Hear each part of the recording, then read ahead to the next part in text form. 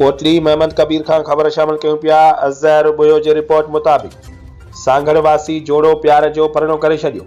सिकंदर सहतो बतूल गोपांग सां कंडियारो कोर्ट में 25 ॾींहं अॻु प्यार जो परिणो कयो हुयो। जोड़ो दरबदरी वारी ज़िंदगी गुज़ारण ते मजबूर।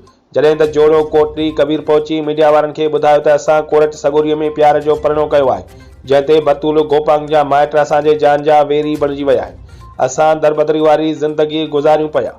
हुननि वधीक ॿुधायो त असांजी जान खे ख़तरो आहे, असां ते हमिलो थी सघे थो। असां हाई कोर्ट जे जज साहिब खे ऐं IG सिंध ऐं ॿियनि आला अमलदारनि खे अपील था करियूं त खुदारा असांखे तहफ़ुज़ फराहम कयो वञे, जीअं असां सुख जो साह खणी सघूं। जदी छा नालो तव्हांजो?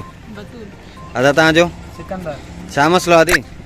मसलो इहो आहे त मूं पंहिंजी पसंदि सां हिन सां शादी कई आहे, पंहिंजी मर्ज़ी सां। न मूंखे को दवा ॾिनो अथनि, न मूंखे नशे पते जी हालत में हिते आंदो अथनि, कुझु बि न। अगरि जे मुंहिंजा माइट हिन ते को बि केस कंदा त उहो कूड़ो सम्झो वञे ऐं हू सभु कूड़ंदा। सही। ऐं मूं पंहिंजी मर्ज़ी सां ई हिन सां शादी कई आहे, पंहिंजी मर्ज़ी सां मूं निकाह कयो आहे। घणो टाइम थियो निकाह खे? 25-26 ॾींहं थी विया। कहिड़ी कोर्ट में कई अथव? मेरापुर कोर्ट में। ठीकु आहे भाउ, तव्हां छा चवणु सिकंदर?